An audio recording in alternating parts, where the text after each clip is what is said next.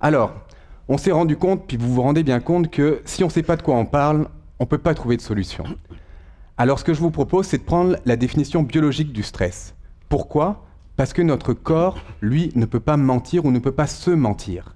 Okay, donc nous, on a commencé, plutôt que d'utiliser des questionnaires dans notre centre d'études, à mesurer le stress, en fait, dans le corps. Et pour ça, on mesure une petite hormone qui s'appelle le cortisol, qu'on mesurait avant dans l'urine, mais maintenant c'est beaucoup plus simple, on le mesure dans la salive. Alors les gens, ils adorent ça, cracher dans un petit tube, surtout les enfants, le plus dur c'est de les faire arrêter. Mais on mesure donc cette fameuse hormone du stress. Alors comment est-ce qu'on la mesure? Qu'est-ce qui se passe dans votre corps? Votre cerveau, c'est un détecteur de menaces. Il a été créé au départ pour détecter des menaces. Il n'a pas été créé pour remplir un questionnaire 414 sur le coin d'une table, qui n'en a pas d'ailleurs de coin. Il n'a pas du tout été créé pour ça. Si vous écoutez une conférence comme aujourd'hui et que tout d'un coup il y a une alarme incendie, vous allez mettre 2,3 secondes à vous lever puis à sortir d'ici, même s'il y a Mathieu Ricard dans la salle. Vous allez voir. Parce que votre cerveau, c'est un détecteur de menaces. Il sert à ça. Donc quand votre cerveau détecte une menace, je vais vous passer les détails, mais quand le cerveau détecte une menace, donc lui c'est Hans Selye dont on a parlé tout à l'heure, qui est l'inventeur du mot stress, lui il a montré que quand le cerveau perçoit une menace, eh ben, on a une réponse du corps. Alors une réponse du corps qui est toute simple, notre hypophyse va sécréter de la CTH qui va venir toucher, qui va venir communiquer avec nos petites glandes surrénales qui se trouvent juste au-dessus des reins ici, donc c'est quelque chose qui part du cerveau mais qui va aller dans le corps. Et puis les glandes surrénales, elles, vont aller sécréter les hormones du stress, qui sont à la fois les catécholamines, qu'on appelle adrénaline, noradrénaline, et le cortisol. Okay, jusque-là, tout allait bien. Et le cortisol, à quoi ça sert? Et ça sert simplement à mobiliser l'énergie de notre corps. Parce qu'en fait, en réponse à cette menace, on a juste deux choix, c'est fuir ou combattre. Okay, dans le cas du feu, on va fuir. Dans le cas de quelque chose d'un peu moins effrayant, on va peut-être combattre. D'accord? Le problème, c'est quand ce monsieur est arrivé, Bruce McEwen. Bruce McEwen, c'est un chercheur, lui n'est pas un problème en soi, c'est juste ce qu'il a fait qui est un problème. Est arrivé, puis en 1968, il a montré quelque chose d'assez particulier. Il a montré que les glucocorticoïdes, le cortisol, cette hormone-là, remontait au cerveau et allait toucher certaines zones du cerveau qui étaient les zones de nos émotions et de notre cognition, notre intelligence, d'accord? Puis aussi de notre mémoire. Donc lui, il a montré ça. Puis on n'a pas vraiment compris pourquoi au début, parce que pourquoi est-ce que ces fameuses molécules de stress, qui sont dans le fond tellement utiles pour notre corps, qui est un système fabuleux pour répondre à la menace, pourquoi est-ce que tout d'un coup ça remontait au cerveau, puis que ça allait gêner des choses qui se passaient dans notre cerveau? Et puis là, on s'est mis à penser à Bambi. Bambi, vous savez, Walt Disney, le petit... vous voyez tous de quoi je parle. Bambi, sa maman, elle a été tuée par un chasseur, d'accord? C'est le premier film qui a fait pleurer ma petite fille qui a 6 ans. Donc je m'en souviens bien.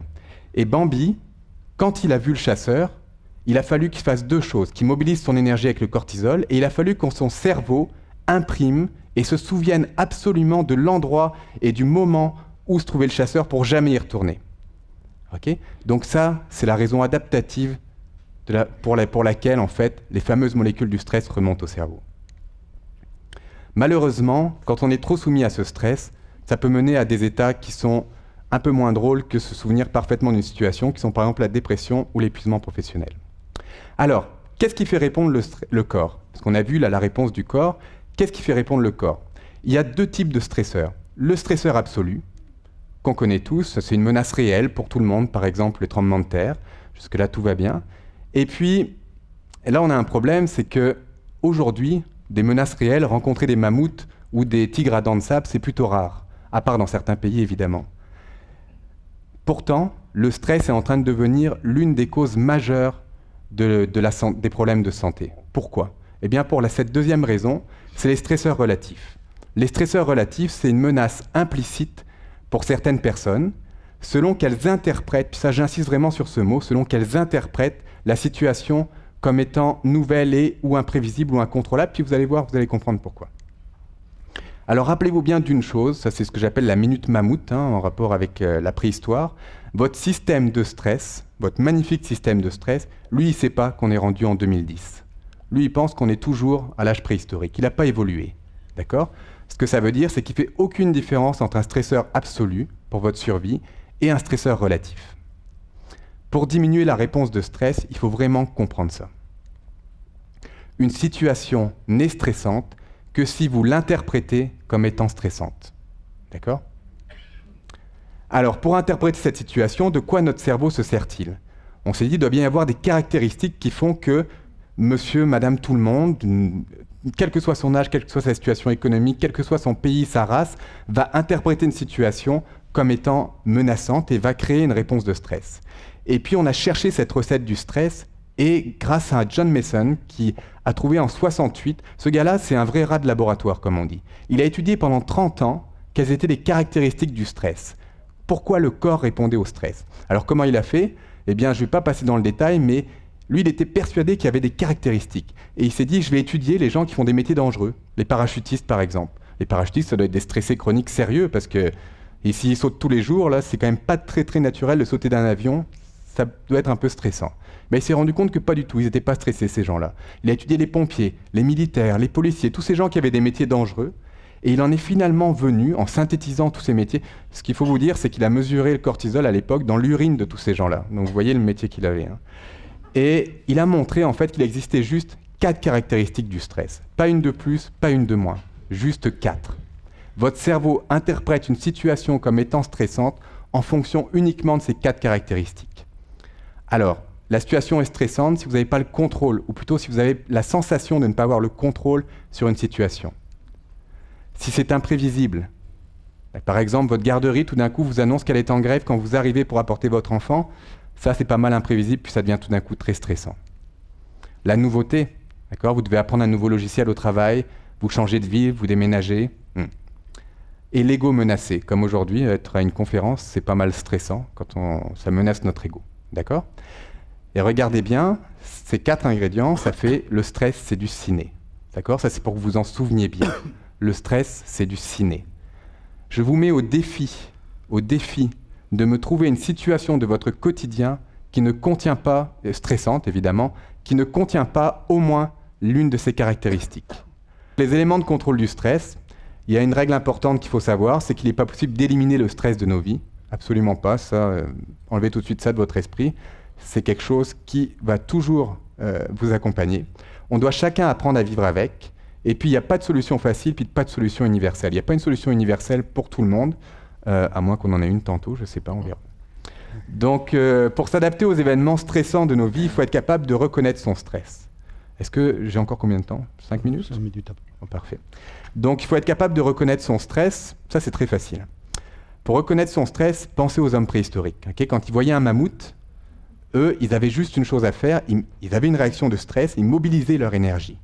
Okay? Donc, ils voyaient le mammouth, réponse de stress, mobilisation d'énergie pour pouvoir fuir ou combattre.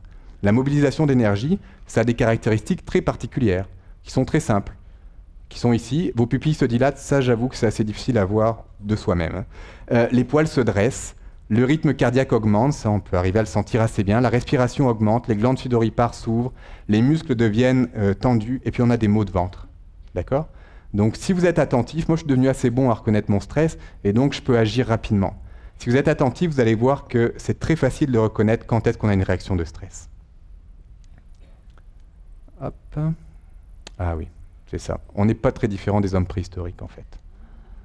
Alors apprendre à vivre avec son stress, c'est apprivoiser son stress. Sans doute qu'en période de stress intense, vous avez dû vous rendre compte que vous avez un peu de mal à vous endormir. Ça, c'est tout à fait normal. D'abord parce que vous êtes plein d'énergie, donc ça, il faudra bien en faire quelque chose à un moment donné. Et surtout parce que votre cerveau, il déteste ne rien faire. Il déteste être inactif.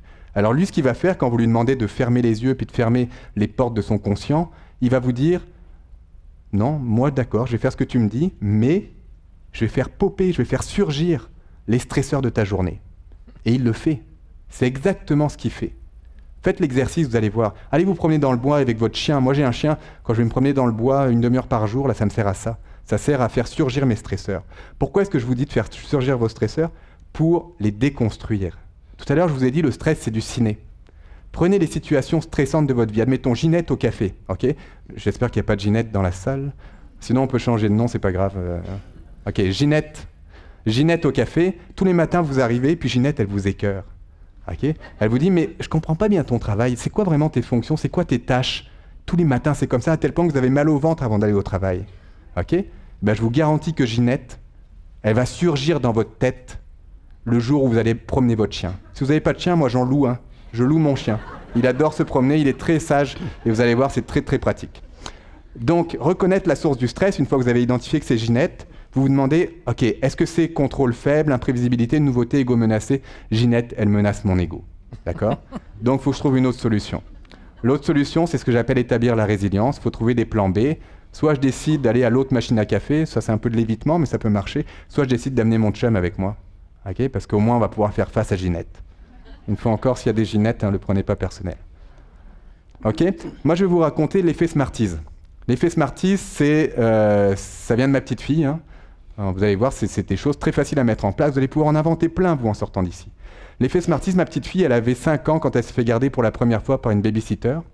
Et elle avait évidemment, elle était très très stressée. Il me reste 2 minutes, c'est ça? Ok, elle était très très stressée. Je vais essayer de parler. Elle était très stressée. Stressez pas. Non, je stresse pas. Bon, parfait. Vous voyez, mon ego n'est plus menacé. Le support social, c'est super. Donc, l'effet Smarties, c'est quelque chose de très pratique. Ma petite fille était très stressée parce qu'elle ne connaissait pas du tout ce babysitter. Alors, la situation, et elle n'avait pas de contrôle sur la situation, contrairement à ce qui se passe d'habitude avec son père. Hein, évidemment, elle a full contrôle sur son père. C'était imprévisible, encore qu'on l'avait averti à l'avance, mais pour elle, c'était imprévisible. C'était nouveau. Ben oui, c'était nouveau. Son ego était menacé, évidemment, elle n'avait aucune relation établie avec lui. Donc, on a demandé au gentil babysitter de venir. Il est venu la veille pour connaître ma petite fille. Et puis, du coup, elle s'est sentie mieux, c'était moins nouveau.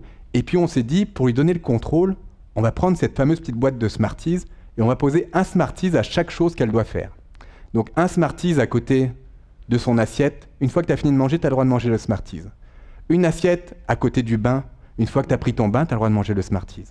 Une Smarties à côté du livre. Une fois que le gardien a lu le livre, tu peux manger ton Smarties. Qu'est-ce que ça a fait? Ça lui a donné le contrôle et ça a rendu moins imprévisible la soirée. Et voilà, on avait gagné, elle était plus stressée. Alors, il existe 4 autres petits moyens très simples, puis je finirai avec ça. Si on veut duper notre système de stress, mais attention, hein, ça ne remplace pas la promenade avec le chien et puis le ciné. Ça ne remplace pas du tout ça. C'est des moyens, comme on dit, nous on appelle ça des quick fix, hein, pour employer un magnifique terme français, n'est-ce pas? Donc des solutions à prise rapide, on pourrait dire ça. Dès que vous sentez une réponse de stress, dès que vous l'identifiez, vous pouvez utiliser ça. Alors, vous pouvez utiliser de la visualisation. C'est-à-dire que vous détectez quelque chose qui est menaçant, et puis vous allez imaginer votre enfant, une situation facile, une situation agréable avec votre enfant. Si ça ne marche pas, vous l'imaginez encore. Vous y ajoutez votre conjointe. Après tout, ça va être agréable hein, d'avoir un enfant et une conjointe. Okay, et ainsi de suite. Et vous allez voir petit à petit, votre réponse de stress va diminuer. Ça, c'est le premier truc. Deuxième truc, utilisez la bonté. La bonté, ça vient d'un article scientifique de McLennan sur l'effet Mère Teresa, il a appelé ça. Il a montré à des étudiants des vidéos de Mère Teresa qui faisaient des gestes humanitaires versus des vidéos de ce qui se passait dans la nature. Et il a montré que suite à le visionnement de ces vidéos, il y avait un effet du stress, un effet sur le système immunitaire. Un effet de ces vidéos sur le système immunitaire. On avait une augmentation des défenses immunitaires suite à ça. Utiliser notre corps, évidemment, la respiration abdominale, la respiration bedaine, comme on dit, ça c'est des freins au stress. Si vous êtes stressé, vous sentez votre réponse de stress, faites 2-3 respirations bedaine. Pas 25, hein, sinon vous allez tomber étourdi. Mais faites-en juste quelques-unes, vous allez voir, ça marche très bien. Et puis pour finir, hein, je crois que c'est ma dernière, bougez. Bougez. Pourquoi bouger? Parce que votre stress, qu'est-ce qu'il fait? Il vient mobiliser de l'énergie. Et après, vous êtes pris avec cette énergie. C'est pour ça que quand vous rentrez le soir, vous avez été pris dans des embouteillages, vous criez après votre enfant. Hein? Moi, je le sais, je le fais. Okay? Le mieux, là, c'est d'aller courir autour de la maison avant ou d'aller promener le chien en courant. Okay? Comme ça, on pense à nos stresseurs, on court, on dépense notre énergie, tout ça. Et puis voilà. Et enfin, un dernier, c'est le pouvoir du rire. Ça marche très très bien aussi. J'espère que je vous aurai fait un petit peu rire, puis que je vous aurai déstressé un petit peu. C'est pas mon métier, mais je sais que ça marche un peu des fois. Et on l'a montré, parce qu'il y a des gens qui sont atteints de rire pathologique. Ouais, ça existe. Et on a montré que ces gens-là sécrétaient des hormones qui allaient venir contrecarrer les hormones du stress. Vous voyez, c'est fabuleux la science, hein, on montre des choses incroyables.